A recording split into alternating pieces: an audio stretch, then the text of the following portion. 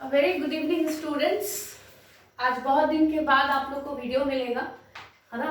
2 दिन आपने 3 दिन बीच में लाइव क्लास भी किया। किसी रीजन से मैं वीडियो नहीं बना पा रही थी, उसके लिए एक्सट्रीमली सॉरी, क्योंकि आप लोग को भी इंतजार होगा डेली वीडियोस का।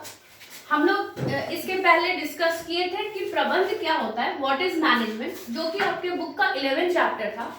और अभी हम लोग बात करेंगे 12 चैप्टर की, यानी प्रबंध के सिद्धांतों की हम बात करेंगे। ठीक है, पहले हम लोग शॉर्ट में मैनेजमेंट जान लेंगे कि मैनेजमेंट क्या होता है, और उसके बाद हम लोग प्रिंसिपल ऑफ मैनेजमेंट की बात करेंगे, यानी प्रबंध के सिद्धांत की बात करेंगे हम लोग। ठीक है, तो सिंपल समझिएगा, अगर हम लोग बात करें सिद्धांतों की, सबसे पहले तो हम लोग जान लेते हैं कि प्रबंध क्या है।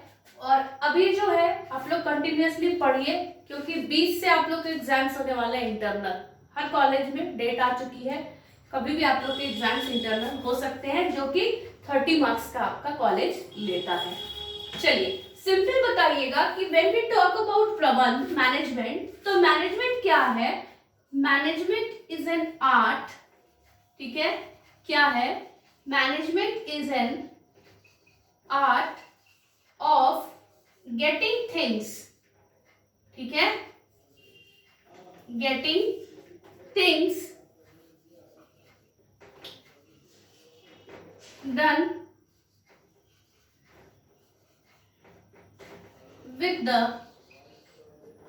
help of others.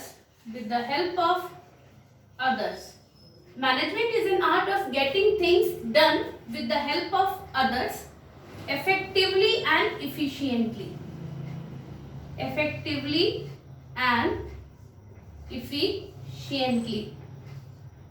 ठीक है, अगर हम लोग मैनेजमेंट की बात करें तो किसी को और किसी से काम कराने की कला है प्रबंध। अगर प्रबंध की हम लोग डेफिनेशन की बात करें तो प्रबंध क्या है, दूसरे व्यक्ति से काम कराने की कला है। ठीक है, इफेक्टिवली एंड इफिशिएंटली, यानी किसी भी काम को कुशलता पूर्वक काम कराने की कला प्रबंध कहलाता है। ठीक है, ये आपका इंग्लिश में हो गया कि management is an art of getting things done with the help of others effectively and efficiently. जहां भी इफेक्टिवली वर्ड और इफिशिएंटली वर्ड आएगा, तभी इन दोनों वर्ड के कॉम्बिनेशन से ही मैनेजमेंट को प्रोसेस कहा जाता है।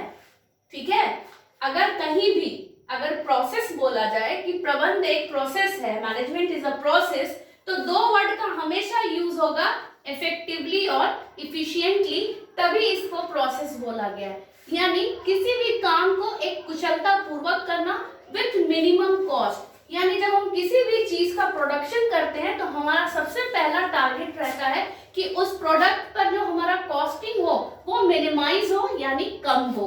ठीक है, हम लोग ने बात की थी डेफिनेशंस में कि मेनली डेफिनेशंस जो है 3 तरह के बताए गए हैं। एक प्रोडक्टिविटी के आधार पर, यानी इफिशियंसी बेस, पहला मैंने बताया भी था आप लोग को, लेकिन एक बार फिर से आप लोग को रिपीट कर दे रही हूँ शॉर्ट में, कि आप लोग को कोई भी कंफ्यूजन ना हो।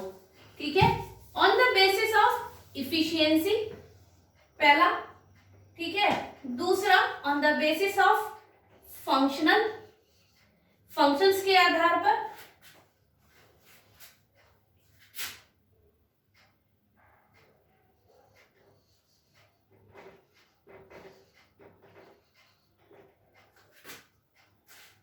इसको हम लोग उत्पादकता डेफिनेशन भी कहते हैं, यानी उत्पादकता परिभाषा भी कहते हैं, उत्पादकता या कुशलता के आधार पर। तो कंफ्यूज मत होइएगा।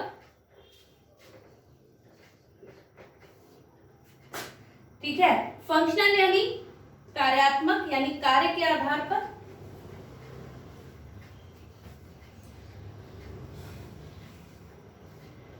ठीक है, और एक आपने पढ़ा था डिसीजन मेकिंग डेफिनेशन।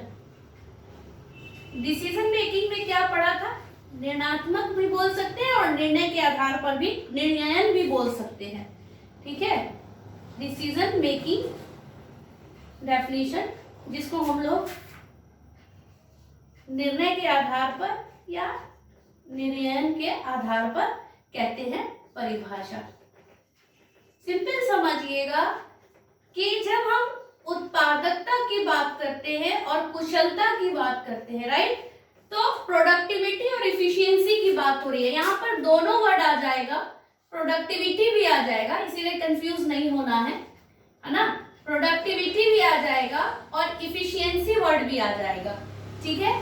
तो प्रोडक्टिविटी और इफिशियंसी के आधार पर यानी उत्पादकता और कार्य कुशलता के आधार पर जब भी परिभाषा की बात होगी यानी मैनेजमेंट की डेफिनेशन की बात होगी, तो मैनेजमेंट यही कहता है कि जो भी चीज हम प्रोड्यूस कर रहे हैं विथ मिनिमाइज कॉस्ट, यानी जब भी प्रोडक्टिविटी और इफिशियंसी की बात आएगी तो कॉस्ट का हमेशा वर्ड कॉस्ट आगे आएगा कि इसका मेन मकसद होता है लागत को कम करना, यानी मिनिमाइज द कॉस्ट, किसी भी चीज के कॉस्ट को कम करना। तो सिंपल सी बात है, जब हम चीजें बल्क क्वांटिटी में प्रोड्यूस करेंगे, ज्यादा मात्रा में बनाएंगे, तभी हमारा किसी भी चीज का कॉस्ट जो है वो कम होगा, ठीक है। आप किसी भी चीज का 10 पीस बना रहे हैं और किसी का 100 पीस बना रहे हैं तो डिफरेंस आएगा कि नहीं, ठीक है। सेकेंड आपका फंक्शनल यानी कार्यात्मक परिभाषा, यानी जिस हिसाब के लोगों में स्किल्स है यानी क्वालिटी है, क्षमता है, इफिशियंसी है, उसी आधार पर उनको कार्य देना। जैसे कि आप जानते हैं हमेशा कि अगर हम प्रोडक्शन डिपार्टमेंट की बात करेंगे तो प्रोडक्शन डिपार्टमेंट यानी यहाँ उत्पादन की बात हो रही है, ठीक है।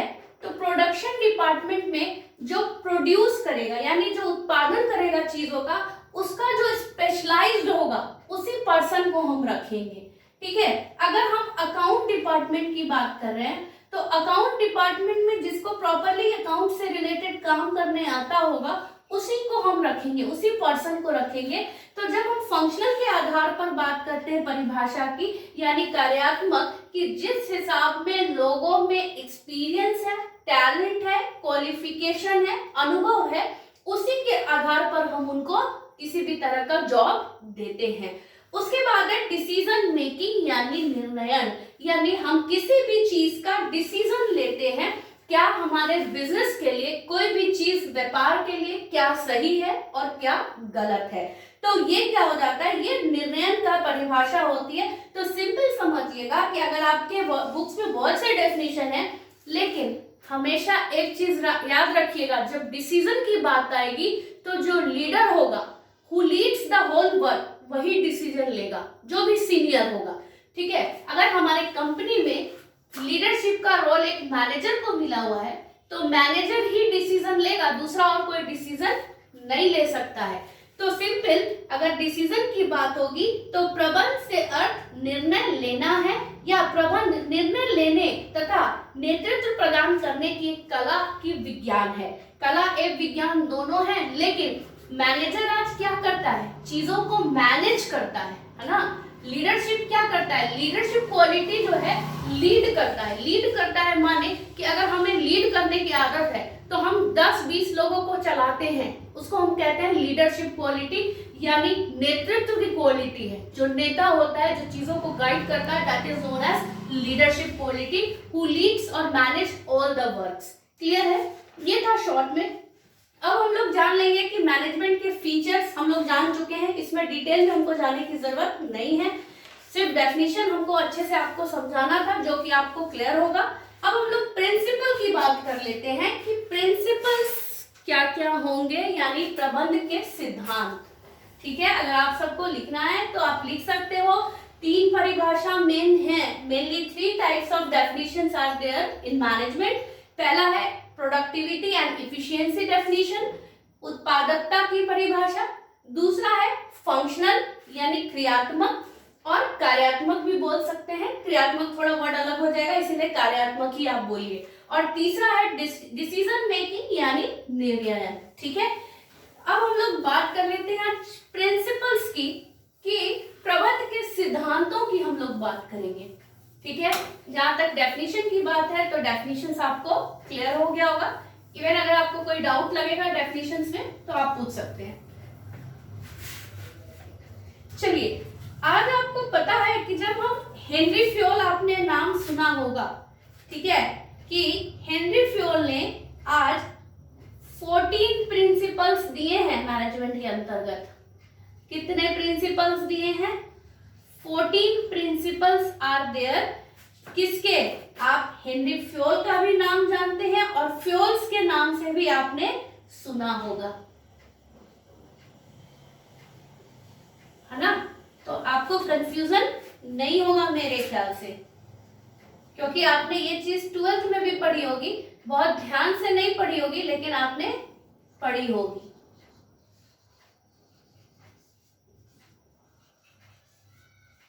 ठीक है, 14 प्रिंसिपल्स में सबसे पहले था आपको कार्य का विभाजन, यानी कार्य का विभाजन यानी डिवीजन ऑफ वर्क। ठीक है, यानी डिवीजन ऑफ वर्क। सिंपल समझिएगा, जब कार्य के विभाजन की बात आएगी, यानी जिस हिसाब से हम आज हेनरी फ्योल ने क्या बताया कि हमारे प्रबंध में बहुत तरह के कार्य होते हैं, कुछ प्रबंधकीय कार्य है, कुछ तकनीकी कार्य है। तो जैसा जिसको हम किसी को भी जब हम कार्य देते हैं, यानी काम हम करने की रिस्पॉन्सिबिलिटी देते हैं, सौंपते हैं, तो उसकी क्वालिफिकेशन के आधार पर देते हैं। किसके आधार पर देते हैं? क्वालिफिकेशन यानी योग्यता। ठीक है, योग्यता के आधार पर देते हैं, एक्सपीरियंस के आधार पर देते हैं। एक्सपीरियंस मतलब अनुभव के आधार पर। क्लियर है? आप लोगों को कोई भी डाउट इसमें नहीं आ रहा होगा। तो डिवीजन ऑफ वर्क जब भी बात करिएगा तो ये सिद्धांत ये कहता है कि प्रत्येक कार्य को एक से अधिक भागों में बांटा जाना तथा जो व्यक्ति जिस कार्य के लिए योग्य है उसी को वो कार्य देना, that is a part of कार्य का विभाजन यानी डिवीजन ऑफ वर्क। यानी जो व्यक्ति जिस कार्य के योग्य है, जिसमें जो स्किल्स है, उसको वही काम देना। ये क्लियर है? दूसरा है ऑथोरिटी एंड रिस्पॉन्सिबिलिटी।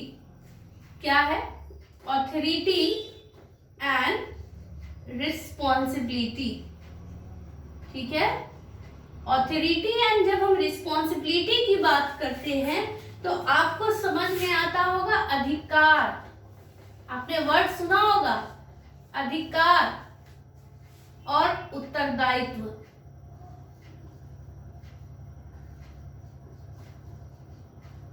है ना? आपने ये वर्ड सुना होगा कि क्या क्या सुना होगा? अधिकार और उत्तरदायित्व वर्ड सुना होगा। सिंपल समझिएगा कि जब किसी भी बात होगी, अधिकार और उत्तरदायित्व की बात होगी, तो सिंपल समझिए आपने किसी को अधिकार दिया है, that you have given authority to somebody। आज आपने किसी को काम करने का या डिसीजन लेने का कोई अधिकार दिया है तो उसको कहते हैं ऑथोरिटी, अधिकार देना। और रिस्पॉन्सिबिलिटी क्या होती है कि हमने किसी को उत्तरदायित्व दिया है कि ये काम करो। हो सकता है कि उसने इस काम को सही किया हो या गलत किया हो, राइट? सही किया हो या गलत किया हो, तो ये उसके लिए कौन पर्सन, जिस पर्सन को काम दिया गया है वही उसके लिए उत्तरदायित्व होगा यानी रिस्पॉन्सिबल होगा, वेदर ही और she had done right work और रॉन्ग वर्क। ठीक है, वेदर यानी उसने सही काम किया या गलत काम किया, उसके लिए कौन जिम्मेदार होगा? वो पर्सन जिम्मेदार होगा जिसको हमने रिस्पॉन्सिबिलिटी दी है। क्लियर है? Second authority and discipline. आपका थर्ड है डिसिप्लिन। डिसिप्लिन वर्ड आपको समझ में आता होगा अनुशासन।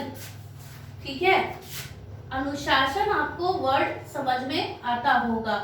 अनुशासन की जब हम बात करेंगे तो आपको डिसिप्लिन मतलब ही होता है फ्योल के अनुसार। फ्योल के अनुसार यहाँ कहने का मतलब है, हेनरी फ्योल ने बोला है कि आप ऑफिस, ऑर्गेनाइजेशन, कहीं भी काम करते हैं, अनुशासन का होना बहुत जरूरी है। आप अपने लाइफ में भी अगर अनुशासन प्रिय हैं तो हर चीज का आपका लाइफ में डिसिप्लिन होगा। लेकिन अगर आप अनुशासन प्रिय नहीं हैं तो जब मन किया काम किया, जब मन किया सोया, जब मन किया खाया, जब मन किया उठा, जब मन किया घूमा। ठीक है, लेकिन अगर आप अनुशासन प्रिय हैं तो हर चीज का आपका टाइम टेबल फिक्स होगा। लेकिन हो सकता है कि कुछ भी इमरजेंसी के कारण आपके डिसिप्लिन में कुछ चेंजेस हो जाएं। जैसे कि हर ऑफिस का टाइम होता है या स्कूल कॉलेजेस का टाइम होता है कि हमें 10 बजे पहुंच जाना है, मतलब 10 बजे पहुंच जाना है, ठीक है। 10 मतलब 10, ये नहीं कि आराम से आ रहे हैं 10-15 और 10-20 तक। ये कभी कभार समझ में आता है, लेकिन ये हमेशा अगर ऐसा होने लगेगा तो इट इज नॉट डिसिप्लिन। ये डिसिप्लिन नहीं है, ये डिसिप्लिन के खिलाफ है। इसीलिए आप देखते होंगे बहुत जगह कंपनीज में भी रूल होता है कि अगर आप 3 दिन कंटिन्यूअसली लेट आएंगे तो आपकी 1 दिन की सैलरी कट जाएगी। तो हर जगह का डिसिप्लिन होता है, ठीक है। यहाँ पर डिसिप्लिन हमें फ्यूल के अकॉर्डिंग, ऑर्गेनाइजेशन के अंदर भी कुछ डिसिप्लिन है, कुछ वर्क डिसिप्लिन है, यानी कार्य के भी कुछ अनुशासन है, उसको हमको फॉलो करते हुए काम करना चाहिए। यहाँ पर कोई डाउट होगा तो पूछ सकते हैं। उसके बाद है यूनिटी ऑफ कमांड।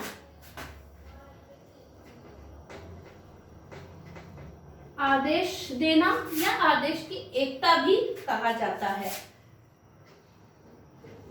आदेश की एकता भी कहा जाता है इसको, यूनिटी ऑफ कमांड, ठीक है। यूनिटी ऑफ कमांड की जब भी बात करेंगे तो आपको एक समझ में आता होगा, किसी को कमांड देना, है ना, कि ये सारे चीजें करके रखना ऑन टाइम। किसी को आदेश देना कि ये करके रखना, ऐसा ऐसा ऐसा ऐसा काम करके रखना, दिस काम, ये सारे काम करके रखना। मैं इवनिंग में आऊंगी तो I will check the all the works, कि शाम में आके मैं चेक करूंगी कि सारे काम हुए हैं या नहीं हुए। तो आप किसी को आदेश देते हो, ठीक है, आदेश देते हो, और मतलब इसको कमांड देना कहते हैं, ऑर्डर नहीं कहलाएगा। ऑर्डर मतलब होता है कि हम शाम में आएंगे और चेक करेंगे, that is known as order. किसी पे हुकूमत चलाना या हुक्म देना कि हम आएंगे तो हम चेक करेंगे। लेकिन यहाँ कमांड दे रहे हो, आज अपने कंपनी के अंदर भी आप कमांड देते हो, इंस्ट्रक्शंस देते हो कि ये काम आप करके रखना, या अपने लेबर वर्क फोर्स को you have given us some time period that this work और 2000 unit you have to produce during a year, या within a 6 month, या within 3 months। तो that is known as unity of command, कि हम अपने labour workforce को भी instructions देते हैं कि हमें 20,000 यूनिट की जरूरत है 2 महीने के अंदर, या 6 महीने के अंदर, 3 महीने के अंदर, या 1 महीने के अंदर। That is known as unity of command, यानी आदेश की एकता। अच्छा, अब मान लीजिए कि यहाँ पर आदेश की एकता की बात हो रही है। कमांड तो किसी ने दे दिया, लेकिन इस कमांड को पूरा करने के लिए, इस कमांड को पूरा काम करने के लिए आपस में एम्प्लॉय में यूनिटी का होना बहुत जरूरी है। अगर एम्प्लॉयज के बीच यूनिटी नहीं होगी तो हमारा गोल अचीव नहीं होगा। इसीलिए हर एम्प्लॉयज के बीच में अगर यूनिटी ऑफ कमांड दिया गया है तो पूरे ग्रुप को मिला होगा। मान लीजिए अगर ये 20,000 यूनिट प्रोड्यूस करने के लिए बोला गया है तो पूरे टीम वर्क को बोला गया होगा, ठीक है। तो दैट इज नोन एज आदेश की एकता, यानी यूनिटी ऑफ कमांड। क्लियर है? कोई भी डाउट है तो आप पूछ सकते हैं। 14 प्रिंसिपल्स हैं हमारे पास, लेकिन आज हम लोग ज्यादा नहीं, 10 डिस्कस कर लेंगे। उसके बाद है आपका unity of direction. Unity of direction, जब यूनिटी ऑफ डायरेक्शन की बात होगी, यूनिटी ऑफ डायरेक्शन मतलब होता है निर्देशन। किसी को निर्देश देना, आपको पता होगा, किसी को निर्देश देना, उसी को कहते हैं निर्देशन की एकता या निर्देश देना, ठीक है। तो आपको ये समझ में आता होगा कि आज आपको काम करना है, लेकिन किस डायरेक्शन में करना है, you have to flow in which direction. तो आप किसी के निर्देशन पे चलते हो, यानी किसी ने आपको डायरेक्शन दिया है कि ऐसे ऐसे काम करो, आप वैसे वैसे काम करते हो, that is known as unity of direction. तो इसमें क्या होता है, जब हम यूनिटी ऑफ डायरेक्शन की बात करते हैं तो one head and one plan for group of activity having the same objective, यानी एक ही लोग सारी चीज प्लान करके देते हैं और सारे लोग उस पर काम करते हैं, ठीक है। उसके बाद हम लोग नेक्स्ट पॉइंट जान लेते हैं, 6 पॉइंट, व्यक्तिगत हितों की सामान्य हितों के प्रति गौणता, यानी subordination of individual interest to a general interest. ठीक है, सिंपल समझिएगा कि अगर हम जो भी सबऑर्डिनेट्स, यहाँ कहने का मतलब है कि जितने भी हमारे अधीनस्थ हैं, है ना, अधीनस्थ जो भी हमारे यहाँ काम कर रहे हैं, सबऑर्डिनेट्स उसी को कहते हैं। तो सिंपल अगर हम सबऑर्डिनेशन की बात करें, ऑफ इंडिविजुअल इंटरेस्ट की बात करें, तो जितने भी लोग हमारे यहाँ काम कर रहे हैं इंडिविजुअली, उन सारे लोगों का एक जनरल इंटरेस्ट है। ठीक है, सारे लोगों का जो गोल है, इंटरेस्ट है, वो सेम है और सारे लोग सेम गोल के लिए काम कर रहे हैं। किसके लिए काम कर रहे हैं? सेम गोल्स के लिए काम कर रहे हैं। तो subordination of individual interest to general interest की बात ही हो रही है कि अगर कभी भी संगठन का हित व्यक्ति और समूह के हितों से ऊपर होता है, तो ऐसा तभी हो सकता है जब संगठन के उच्च पदों पर कार्यरत प्रबंधों द्वारा ईमानदारी, न्याय और निष्ठा का उदाहरण प्रस्तुत किया जाए। सिंपल समझिएगा, प्रबंधकों का यह उत्तरदायित्व है कि व्यक्ति या व्यक्तिगत और सामूहिक हितों में समन्वय बनाए रखें।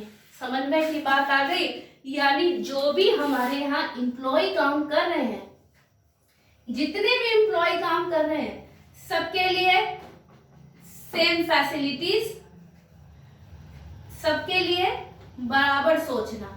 यानी ऐसा नहीं है कि एक एम्प्लॉय के बारे में हम ज्यादा सोच रहे हैं और दूसरे के बारे में नहीं सोच रहे हैं। यानी सभी के हितों में, सबके हित के बारे में सोचना, और जो भी हमारे पास कार्यरत प्रबंध द्वारा ईमानदारी, न्याय और निष्ठा का उदाहरण प्रस्तुत कर रहे हैं। यानी हमारा आज प्रबंध का जो लीडर है, लीडर का क्या उत्तरदायित्व है कि जो भी लोग हमारे यहाँ काम कर रहे हैं, सबके बारे में वो सोचें और सबको जो भी फैसिलिटीज है सारे लोगों को प्रोवाइड करें।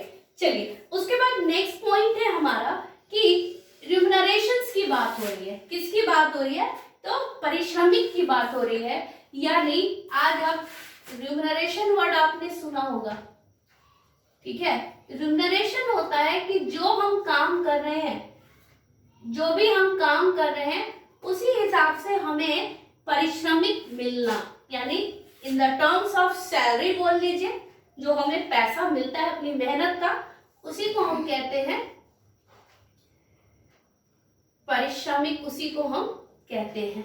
ठीक है, सिंपल समझिएगा, आप काम कर रहे हैं और मंथली पे 10,000 पे आप काम कर रहे हैं, तो ये आपका पारिश्रमिक हो गया कि आपको आपका काम का पैसा मिल रहा है। लेकिन यहाँ फ्यूल के अकॉर्डिंग फ्यूल ने ये कहा है कि जिस हिसाब से मेरे एम्प्लॉय में, यानी मेरे श्रमिक में जिस हिसाब से स्किल्स है, अनुभव है, यानी एक्सपीरियंस है, उसी बेस पर उनको ये पारिश्रमिक मिलना चाहिए। अगर डिफरेंस की बात करें तो आप जानते होंगे स्किल्ड और अनस्किल्ड में डिफरेंस है, तो हमेशा स्किल्ड की रिम्यूनरेशन ज्यादा रहेगी अनस्किल्ड के कंपेयर में। क्लियर है? चलिए, उसके बाद जब हम नेक्स्ट पॉइंट की बात करते हैं, ये है आपका केंद्रीकरण यानी सेंट्रलाइजेशन। ठीक है, सेंट्रलाइजेशन में क्या बोला गया?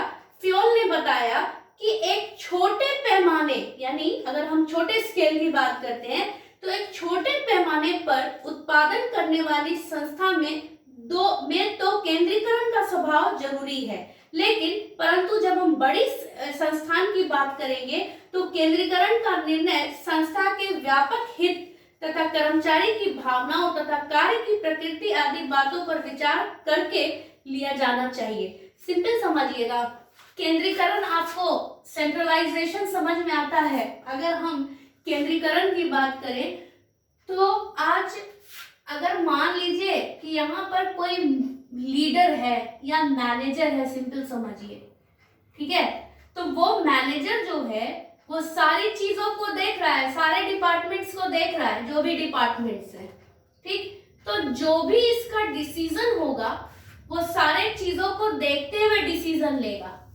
ठीक है, तो ये सेंट्रलाइज नेचर है।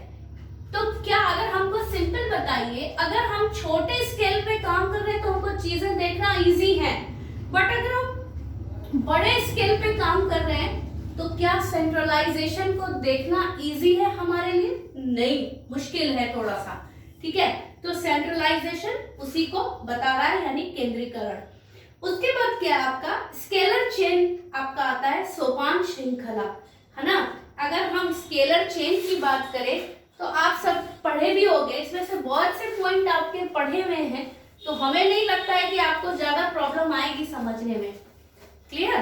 तो जब हम लोग स्केलर चेन की बात करते हैं, सोपान श्रृंखला की बात करते हैं, तो आप हमेशा ये फिगर आपने देखा होगा,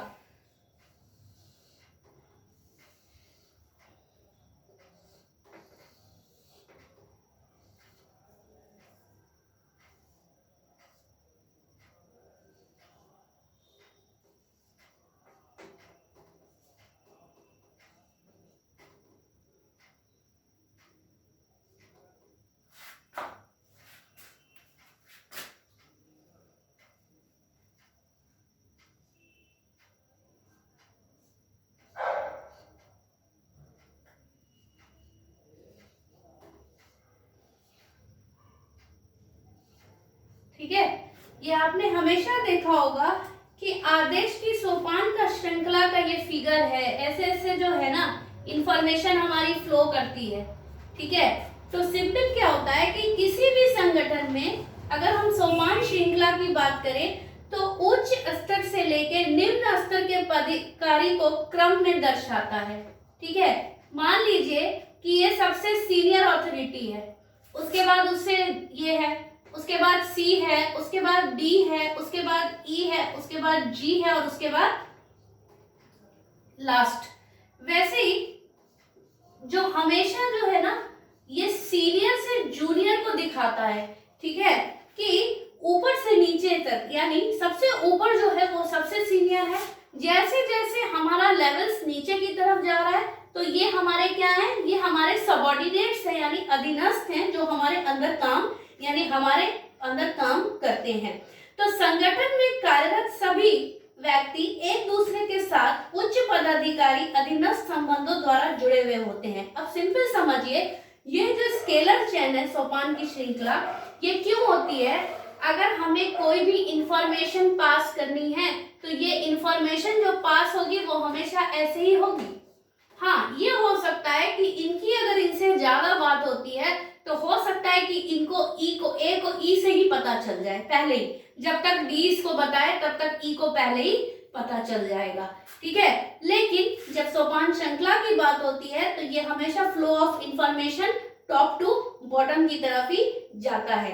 लेकिन अगर आपने फिगर में भी देखा होगा कि ई डी या किसी को भी, ई डी को या डी सी को या डी एल एम को, किसी को भी कांटेक्ट करके एक दूसरे से इंफॉर्मेशन ले सकता है। तो यही आपका स्केलर चेन, जिसको हम लोग एक नॉर्मल भाषा में गैंग प्लैंक भी कहते हैं। इसी को GANG gang plank, PLANK plank. इसको हिंदी में जो है आपका टोली रोपण कहा जाता है। क्या कहा जाता है? टोली। गैंग मतलब एक टोली, मतलब ग्रुप ऑफ एम्प्लॉइज, यानी पूरी एक टोली की बात हो रही है, और रोपण यानी प्लैंक को कहा गया है। क्लियर होगा आपको? ठीक है, यहाँ पर सिर्फ यही बताया गया कि इंफॉर्मेशन जो है ए जो है वो एन को भी दे सकता है और एन जो है वो ई को भी दे सकता है। यानी जब ये एक दूसरे को जानते हैं तो इंफॉर्मेशन जो है वो कहीं से कहीं भी फ्लो करके जा सकती है। जरूरी नहीं है कि हमको ए बताएगा तभी पता चलेगा, ये ए से क्यू को भी पहले पता चल सकता है और क्यू से सी को भी पता चल सकता है। क्योंकि मान लीजिए कि ये अगर एक दूसरे को जानते हैं तो ये इंफॉर्मेशन जब तक यहाँ से यहाँ आएगी तब तक इसको यहाँ से ये इंफॉर्मेशन मिल जाएगी, जिस भी चीज से रिलेटेड इंफॉर्मेशन होगी। तो ये था आपका गैंग प्लान। उसके बाद आपका नेक्स्ट है ऑर्डर। ऑर्डर आपको समझ में आता होगा कि व्यवस्था, यानी people place for everything and everything in it right place. Simple समझिएगा, हर चीज को रखने के लिए आज ऑर्गेनाइजेशन में, संगठन में हर चीज को किसी जगह, यानी एक इसकी जहां जगह है प्रॉपर प्लेस पे रखने के लिए भी एम्प्लॉय को ऑर्डर दिया जाता है। तो उसी को कहते हैं ऑर्डर, यानी व्यवस्था। Proper place for everything and everything in it right place, यानी जिस चीज की जहां जगह है उसी चीज को वहां पर उसके उचित स्थान पर रख दिया जाए इस्तेमाल करने के बाद। उसके बाद आपका नेक्स्ट पॉइंट है समता यानी इक्विटी, यानी यहाँ पर फ्योल ने इस सिद्धांत पर बल इसलिए दिया है, इन्होंने बोला है कि कर्मचारी के साथ न्याय संगत और निष्पक्ष, यानी किसी के एक के फेवर में नहीं बात करना चाहिए। जब हमारे यहाँ जो भी इम्प्लॉइज काम कर रहे हैं, वर्कफोर्स काम कर रही है, तो सबके बारे में हमें बरोबर यानी हमारा सामान्य यानी सेम हमें उनके बारे में सोच रखनी चाहिए। निष्पक्ष होके यानी एक के पक्ष में बात नहीं करनी चाहिए, ओवरऑल हमें देखना चाहिए। उसके बाद क्या आपका इनिशिएटिव आप सबको समझ में आता होगा। एक कदम पहल भी बोलते हैं या एक कदम बढ़ाना भी कहते हैं, हिंदी में एग्जैक्ट उसको पहल कहते हैं, पहलपन। यानी कोई भी चीज का जब आप पहले इनिशिएटिव लेते हो, एक कदम आगे बढ़ाते हो, तो दैट इज नोन एज किसी चीज का शुरुआत करना यानी पहल करना।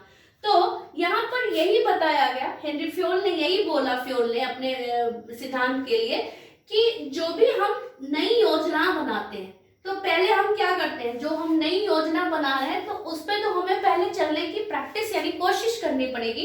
तो हमें पहले इनिशिएटिव लेना पड़ता है। क्या लेना पड़ता है? इनिशिएटिव लेना पड़ता है, और उसको फिर क्या होता है, धीरे धीरे हम उसमें यूज टू हो जाते हैं, यानी हमें आदत सी पड़ जाती है कंटिन्यूअसली। लेकिन कहीं कहीं आप न्यू ज्वाइन करते हो और आपको 9 बजे ऑफिस पहुंचना होता है, तो आप जब शुरू में आप जाओगे ना, हमेशा डरा फील करोगे, अरे मुझे 9 बजे पहुंच जाना है, एग्जैक्ट मुझे 9 बजे पहुंच जाना है, और आपके हमेशा दिमाग में रहेगा। लेकिन धीरे धीरे आप यूज टू हो जाओगे, अरे 9 बजे जाना है तो हम तो मॉर्निंग में उठ जाएंगे, उसके बाद अपना तैयार व्यार होंगे, जो भी काम करना है करेंगे और 9 बजे हम पहुंच जाएंगे। ठीक है, तो ये था आपका। उसके बाद इस सहयोग की भावना, स्प्रिट दी क्रॉप्स, यानी जो भी हमारे यहाँ एम्प्लॉय काम कर रहे हैं, आपस में सबका सहयोग का होना बहुत जरूरी है। क्योंकि सिंपल समझिएगा, आज जो भी हम काम कर रहे हैं सबका गोल सेम है ना। ऑर्गेनाइजेशन गोल जो है वो सबका सेम है, यानी हम सबका गोल एक ही है, to earn profit in our organisation, है ना। हम सबका गोल एक ही है, तो हम सब जब मिलजुल के काम करेंगे, सहयोग की भावना से करेंगे, तो हमारा गोल तो अचीव होगा, हम सारे लोगों को सेटिस्फेक्शन भी होगा, और हम लोगों को जो भी परिश्रम मिलेगा यानी जो भी पारिश्रमिक मिलेगा वो भी सबको बहुत अच्छा मिलेगा। तो हम लोग में आपस में कोऑपरेशन यानी सहयोग का होना बहुत जरूरी है। That is known as esprit de corps. Corps होता है कोरप्स, ठीक है, तो इसमें कंफ्यूज मत होइएगा। ये था आपका 14 principles which is given by Henry Fayol. ये बहुत इंपॉर्टेंट टॉपिक है एग्जाम को लेके, ऐसे भी हमेशा आगे भी ये काम आता है। तो आज इतना ही रहने देते हैं, ठीक है। कोई डाउट होगा, कोई क्वेरी होगी तो आप पूछ सकते हैं। Thank you and have a nice day. Like, share and subscribe my channel. इतनी मेहनत करती हूँ मैं, तो कम से कम 1 लाइक तो बनता है आप लोगों का, ठीक है। अच्छा लगे चाहे नहीं मन लगे, आपका 1 लाइक लेकिन बनता है। Thank you.